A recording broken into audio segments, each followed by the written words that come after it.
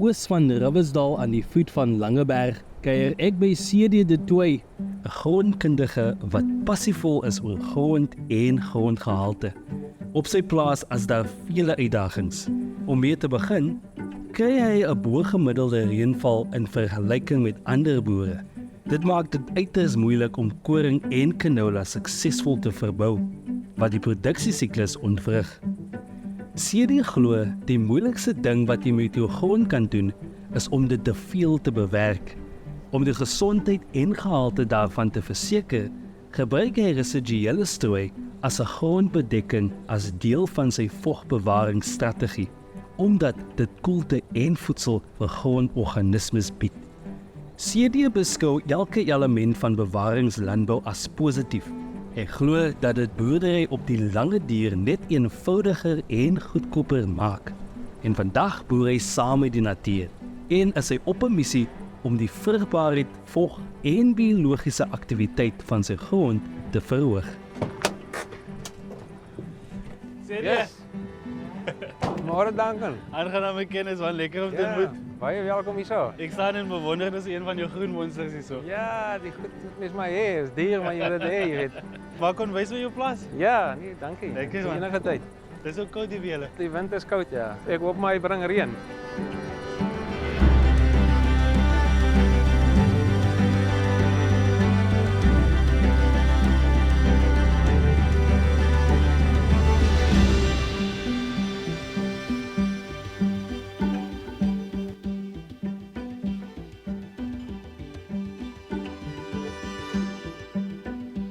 Ek is CD de Tooy.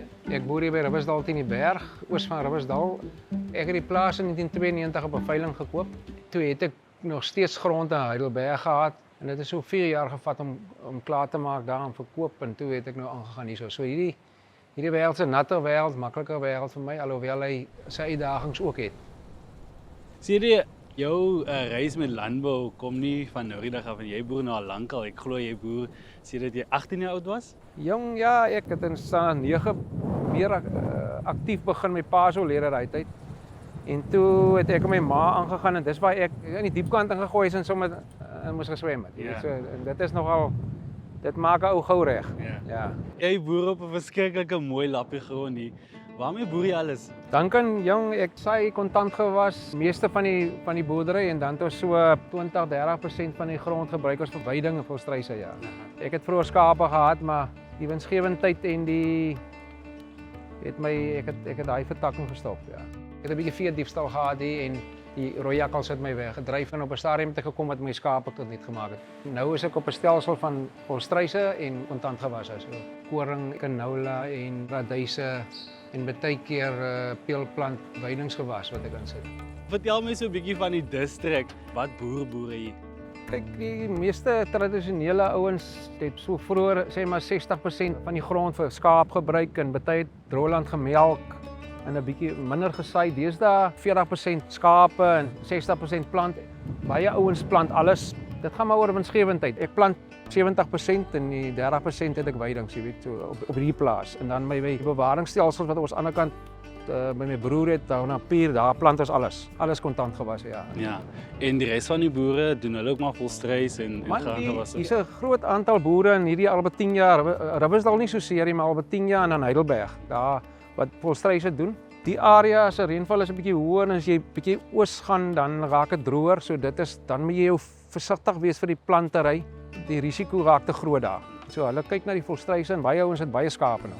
Wat presies maak hierdie distrik so spesiaal en hoe is dit om hier te boer? Ek het oorspronklik van 'n redelike droë area af gekom en hier's 'n area wat redelike hoë reënval het. En reën kan jy nie maak nie, maar jy kan grond regmaak. So ek het maar agter die reën aangetrek. Toe ek hier kom, toe reën dit daai November en Desember, soveel. So dit was maar onder suurpoller. Jy weet, so om dit in 'n weidingstelsel wat volstruise doen en 'n kontantgewas ding te bring, het ek nogal 'n bietjie energie ingesit, maar die grond was hoog in organiese materiaal. So ek het eintlik daai goeie wegtrek gehad. Ek moes maar net 'n bietjie balanseer en so, jy weet. En reënval is hier, jy weet so. Ek het 'n redelike passie vir grond en ek het my opgelei half soort van in dit en my kinders ook, so ons probeer dit maar op my manier self doen. is nogal 'n eienaardige passie. Ek verstaan die passie vir landbou, maar vir grond spesifiek. Waarvandaan kom dit? As jy 'n veeboer is of 'n kontant graanboer, moet jy eintlik grond verstaan, want 'n veeboer wat sy grond nie reg is nie, hy gaan nie sukses maak nie, want hy sal die hele dag moet voer, want daar's nie kos op die land nie.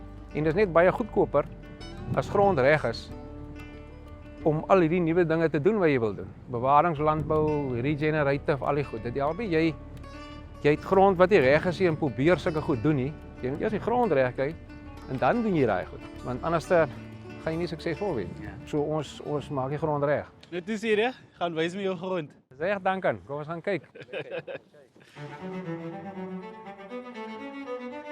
Soil really can be broken down into three things: physical structure, chemical, and biological. We need to think of soil as actually a living entity. And it's actually very difficult to separate the plant and the soil because you can't have soil without a plant. The plant captures the energy, turns that energy into sugars, and those sugars are fed to that biology in the ground, and that plant becomes, and that biology becomes the future organic matter of the soil. So they're literally connected at the hip. The chemical and the physical are still there, despite the fact that the biological is now being recognized. And we need to look at all three of these things because they all work together to make soil what it is. My bewaringslandbou kom al vandat ek eintlik begin boer het. Vroeg in die 80s met blootstelling aan Jackie Manhulle en die grondkunde en ook sien die voordele van minder werk en veral in hy kleigronde wat ek was. Jack het eintlik vir ons die resep gegee. Hy het gesê manne, bly net by die basiese goed. Hou jou lande skoon, min as moontlik bewerk, wissel. Jy weet hy net die basics nie reg nie. Ek weet dit is net logies geweest. Dankie, ek gaan jou wys. Ek het nou hierso 'n grond wat baie droog is.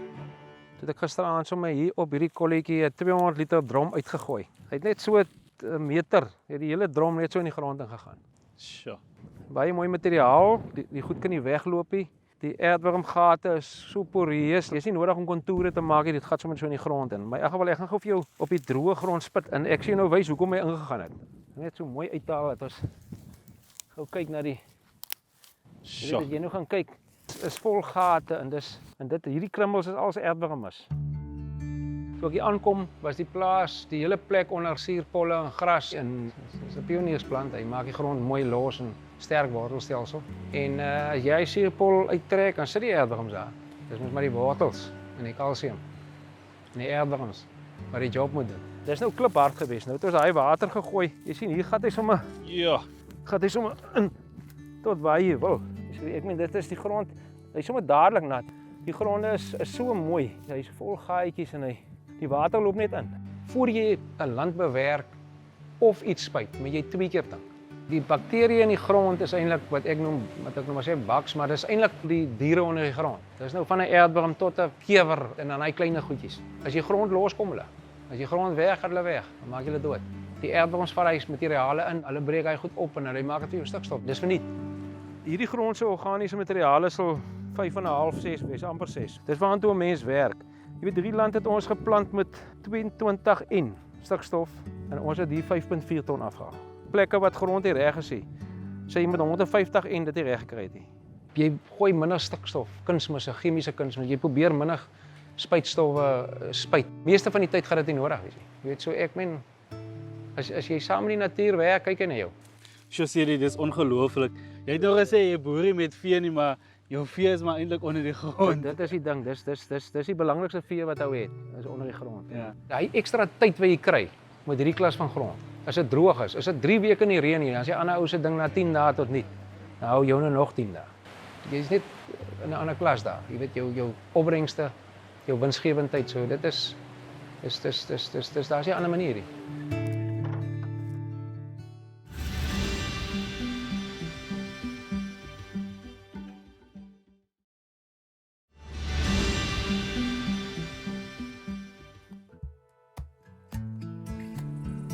Siri, die eerste ding wat ek nou opgelet het toe ons nou hier aankom was hoe lank die stoppels is. Jy sien hulle nogal taamlik hoog. Wat is die rede vir dit? Ek probeer om my stoppels so lank as moontlik te kry omdat ek meer koelte en skaduwee het en die diskplanter plant eintlik beter in 'n lang stoppel. As dit 'n klomp fyn goedjies is, dan trap jy dit in en so. Hoe langer die stoppels is, hoe beter plant hy en jy kan jou kapasiteit op jou stroper kan jy opstoot. omdat jy nie daai klomp materiaal deurom sit en so as jy ondersny nie. So jy benut jou stroper baie meer, jou dieselverbruik is minder. So dit is eintlik baie beter, jy weet. As jy nou op 'n land kom in die somer en daar lê 'n klomp strooi en langs lê nie, dan kan jy oor 'n maand kom en haal jy daai strooi weg as dit sopnat al. En dit is kliphard die kant. Met al die praktyke wat jy volg, het dit 'n goeie impak op jou grond. Ons het nou na jou grond gekyk. Dit is so sag en dis nog iets besonders. Hoe kry jy dit so? As jou kalsiumbalans reg is, dan is jou grond sag. Kalsium maak grond sag, hy maak hom los. Magnesium trek hom vas. So as daai balans reg is, dan is dit ideaal vir die aardwurms in die lewe onder die grond. Dan floreer hulle. Hulle gaan nie in 'n suurgrond floreer of in 'n uitbalansheid grond nie. Ek bewerk my grond met kalsium en met die wortels en die aardwurms. En daar kan jy mens nou sien waar jy water gegooi het. Dis sommer los, jy kan jou hande gat grou net so ver as jy wil. Ja. Hierdie is ideaal. As jy 'n bietjie reën het, jy maak 'n oesie met min reën. Kalsium magnesium balans is belangrik vir die plant want dan kom jy met die minste stikstof en water verby. Daai goed is baie belangrik vir die wegtrek. En jou biologie bou jy eers amper na jy die balans reg het en jou wisselboustelsel goed het en jou dekla op die lande het, dan bou jy eers biologie. Jy kan nie biologie sommer hier begin bou hier van voor af nie. En dink dit gaan survive nie. Jy sal elke jaar ten duurste goed moet gee. So as alles reg is wat daai faktore betref, dan floreer dit anyway, jy weet. Ons balanseer die katione in 'n ideale verhouding wat al bepaal is deur mense hoeveel jaar terug en dan is jou pH outomaties reg. Ek kyk nooit na pH nie. Jy kan byvoorbeeld uit balans uit grond hê wat se pH reg is. En hoe ek op het gekom het, ek het hier 'n canola land wat 'n swak land is. En hy het toe beter geskied as die ander as die beter goeie land. Sure. En ek gaan ontleed dadelik en ek kyk wat aangaan, toe sien ek maar my balans daar is perfek en die ander land se balans is uit. So die goeie land wat se balans uit is swakker gedoen as die swak land se balans reg is. Sure. So ja, dis bitter belangrik. Ja. Ons doen daai goed wat die grond betref om hom in balans te kry en die materiale vir vogbewaring doen ons om goedkoper dieselfde opbrengste te kry en dan maak ons obvious meer wins. En as jy meer wins maak, is dit makliker om 'n bietjie wins af te staan en nie die gepakte baal en vir kontant te verkoop om nou 'n korttermyn rande in te kry nie. So in terms of soil, we have been very skewed towards the chemical engagement with soil and solutions for soil, and they have impacts. These chemicals, whether they're fertilizers or other chemicals, impact soil biology, they kill it. And we have to spend a huge amount of effort putting lime and gypsum and things back into the soil in order to deal with the fact that we're constantly affecting the pH. As we bring in more and more biological and rely more on organic matter to help us in our farming endeavor, less correction will be required going forward. Om so biologies as moontlik te kom, het ons klomp kursusse gedoen en dan kom ek van daai kursusse af en dan soos ek sê, dan kry ek hy canola opbrengs op 'n swak land wat beter doen as 'n goeie land. En dan gaan kyk en sien ek balans is perfek soos die mense sê. En dan is dit nou logies, dan maak ek die ander ook so. Ek meen as jy nou eers weet wat jy moet doen, dan kyk jy mos nie weer terug nie. Dis nie dat jy nou weer ander besluite neem nie. Dis net daai way en klaar. Jou organiese materiaal moet jy streef na 6% toe. En dit is waartoe ou moet probeer gaan. Sien jy 'n wisselbou is mos maar nou een van die pilare van bewaringslandbou. Is dit wat jy hier doen? Dit is 'n groot deel van ons wisselbou van die gras wat graan is na breëblaar wat die ding is. Dit is belangrik. Mense moet eintlik nog meer drasties wees en peulplantstelsels ook inbring, maar as die grond so is soos aan die ander kant was en die grond is eintlik ook mooi, dan kyk ons maar na die winsgewendheid en ons wissel miskien nie so drasties nie, maar ons wissel. Jy weet ons kry sê maar 2 grasse na mekaar, graan of koring of gars of 2 keer koring, dan sit ons weer so 'n ding in. En dan as ons nou sien hier kom nou te veel grasrage moeilikheid, dan sal ek hom onder 'n miskien 'n dekgewas klawer mengsel sit wat ek die volstruis wy en dan kry ek weer stikstof in die grond. Die grond produseer self 'n mooi klomp as die organiese materiale so hoog is, maar as jy daai lupien of peulplant insit dan gee jy net nog meer, ja. Daar bo waar ons nou daai klippe was hy 4 jaar in lucerne, het hom 2 jaar koring geplant. Ek het hom nie bewerk nie, maar hy disk net so in hy lucerne geplant. Ek het elke jaar oor die 4 ton afgehaal daar. Nou sit ek hom onder lucerne weer, want dit is moeilike toestande vir masjiene en volstruise trap, maar as daar klippe is die skade minder amper. Jy het amper 'n deklaag met die klippe. So ek het dele daar bo wat ek langer wy in gouer en weiding sit en dan het ek goeie dele wat ek amper permanent saai. Want ek meen dis die meeste geld in, jy weet. So. En hy's mos nou perfek hy grond amper, jy weet. Sê maar ek wil nou weet hoe lyk die saadjie wat hier binne is? Hy's so net so hy's ook rooi soos 'n sorghum amper, maar hy's die helfte van hy grootte. Jy sal sien as ek hom hier oopmaak. Lê hulle. Dis so 'n halwe koringpit. Sjoe, maar dis mooi hoor. Ja, weet jy, die goed is eintlik met baie min reën het hy nou gekom tot hier. Ons het dit 'n bietjie later geplant want die goed groei verskriklik hoog. Hy raak 2 meter hoog en dan sak hy weer oestyd terug laat hy so is en dan het hy te veel in die begin gegroei dan gee dit hom in saad. En wat nou lekker is van hom as hy natuurlik so groei dan beheer jy nou eintlik die onkruid met die groei, hy groei hom dood. Dan hoef jy nie chemie te gebruik of gif te gebruik nie. Hoe reageer die natuur op wat jy doen? Sien jy enige inheemse diere wat hier by jou kom aanklop? Ons het ongelooflik baie bosbokke hier. Ribbokke is hier heel wat, die duiker en die grysbok. Hier begin nou al kroes inkom en ek het dis nou goed wat maar hier uit die Karoo uit oorkom en so aan ja. En dis maar as gevolg van bewaringslandbou en daai praktyke wat hulle implementeer. Man, ek sal sê bewaring van die natuur. Ek meen as jy hier's mense wat alles vrek skiet, jy weet, en opeet en jy weet dis die ou mense van die klein plasies af geleef, hulle het van die natuur geleef en dan het hulle wild geëet. Jy weet so, hulle het die goed half uitgeroei. Nou raak die goed baie weer, jy weet. En ons bewaar hulle maar.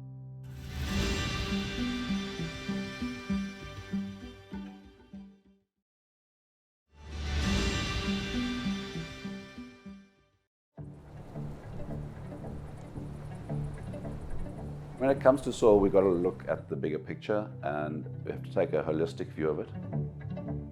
We've got to realize that everything's on a continuum. We're dealing with biology, we're dealing with nature, we're dealing with weather, we're dealing with all of this together. And there are no silver bullets. We've got to realize that we are biological creatures living on a biological planet. And if we think that we can change the rules, well, we're going to learn a horrible lesson. So we need to be realistic in our approach and we need to strive towards producing in ways that are sustainable both, and this is very important, economically and environmentally. CD de Tooy is passievol oor grond en grond is natuurlik 'n baie belangrike element van bewaringsboerdery. Die struktuur van grond, die tekstuur van grond en natuurlik die verhoging van vrugbaarheid van grond oor tyd. En dit is CD de Tooy se fokus. En in die proses is CD de Tooy ingestel op langtermyndoelwitte. En ons sien dit in die manier hoe hy sy grond bestuur en dit is vir my teenstellend met wat baie keer in die res van die land en die wêreld aangaan, waar 'n persoon soos CD de Tooy en sy medeboere van hierdie distrik ingestel is op bewaring van natuurlike hulpbronne en nie net die uitputting of die roof van natuurlike hulpbronne. CD, wat sou jy sê het bewaringslandbou vir jou tot dusver beteken en hoe dit dinge op jou plaas verbeter? 'n Mens het mos nou maar begin met die ding om vog te bewaar en grond te bou om op die langer termyn die vrugte te pluk van goedkoper boer. Jy kom met minder chemie verby, kunsmisse. Jy kom met minder water verby om die opbrengste te kry. So jy maak beter wins. Ja. Maar jy moet wins kan prys gee op 'n langtermyn doel. Byvoorbeeld as ek vir jaar gebaal het hierso, dan het ek honderde duisende rande se bale verkoop, kontant in my sak. Maar dit sal ek nooit doen nie. Ek gee dit prys want ek kry dit in die toekoms. Sure. Jy sien. As 'n ou te veel korttermyn wil geld maak uit die natuur uit, dan maak jy hom seer. As mens nou kyk na winsgewendheid van verskillende stelsels, is dit eintlik wat my betref eintlik maar die enigste een, want ek meen dis mos nou saam die natuur. Die natuur sorg dat daai ou wat nou hom kyk geld maak en die ou wat nie nou hom kyk geld maak nie en op die ou end dan moet daai ou daai plek gaan boer. Want die natuur gaan sorg dat hy weer in balans kom. Dit moet alles in balans kom heeltyd. Jy sien, enige ding wat uit balans uit is, kom weer in balans. Hier's nou 'n hele paar boere wat al reeds begin het met bewaringslandboupraktyke en dit natuurlik te implementeer op hulle plase. Wat sou jy sê, hoe lyk die toekoms vir bewaringslandbou vir die streek? In hierdie gebied, Swellendam, Heidelberg, Groblersdal, is seker 90% van die boere op 'n tipe bewaringsboerpraktyk al. Almal is in verskillende stadiums, maar almal werk in daai rigting en hier's 'n klomp wat al ver gevorder is. Ja. Die hele wêreld se landbougrond, 80% het nie 2% organisme te help. As daai mense 4% organiese materiaal in die grond kan hê, dan beheer jy al daai koolstof wat in die lug is, dan is die moeilikheid nie. Wat is jou advies vir boere wat kyk na bewaringslandbou, maar dit voel vir hulle asof dit iets is wat hulle nie sal kan doen nie. Wat is jou advies vir Nee, boere? daar's genoeg kennis. Jy moet oral inligting vat en dan moet jy by 'n plan uitkom by jou plek. Ja. Jy het glad nie nodig om 'n fout te maak aan bring. Ja, en hier's baie jong boere wat jy kan sien hulle gaan vorentoe. So ek sê hier's min plekke waar nog 'n ou konvensionele stelsel is. Die ou wat daar nog is, sy tyd is uit. Ja. En enige ding wat in die lewe, jy moet dit begin. Wat die toekoms van die bewaringslandbou betref vorentoe, grondkunde is jy dit kan verstaan en daai goed, dan is dit een van die goedjies wat jou kan help. Maar as 'n ou nie sy kop reg geskuif het nie, dan vat dit maar nog 'n jaar of nog 2 jaar op die ou en dan sê hierdie ding, hierdie natuur, hy maak jou dry. Jy klink soos 'n man wat verskriklik erg is oor beplanning en vooruitbeplanning. Hoe lyk die toekoms vir jou? Ek wil graag hê dat ons werk na 6% organiese materiaal. Dis omtrent 'n 3+ koolstof, jy weet. Daar is jy omtrent baie na 'n natuurlike woudstelsel, jy weet. Ons wil nooit daar kom nie, maar ek meen dis waartoe ou probeer. Ek wil hom daar kry dat ek die aarde nie warmer maak nie. Jy weet, en laat my so natuurlik as moontlik gaan om die skade so min as moontlik te maak. Want ek is bekommerd. As ek nie op hierdie manier kon boer nie en op die ou stelsels moes geboer het, dan het ek nie meer geboer nie. Want ek sal nie oor my hart kan kry om grond oor te bewerk en te sien hoe spoel hy weg en te sien hoe raak hy jou koolstof minder. Dit is onmoontlik. Ek sal nie kan boer so nie. Dan moet ek klaarmaak. Dan moet ek stop. Toe CD in 1992 hier begin boer het, was bewaringslandbou werklik al wat vir hom sin gemaak het. Op sy plaas het hy groot vordering gemaak met vernuwende landboupraktyke en beskou hy dit as sy plig om saam met die natuur te boer en nie daarteen nie. Wat sy verhaal nog meer spesiaal maak, is dat hy nie skaam is om sy harde lesse met ander te deel nie. Vir hom gaan dit oor die toekoms van landbou. Sy nalatenskap is vir hom belangrik en hy glo dat omdat hy na die natuur omsien, gaan die natuur ook na sy kinders en hul kinders kyk. Die les hier is eenvoudig. As jy na jou grond kyk en na die lewe in die grond, sal jou grond na jou omsien.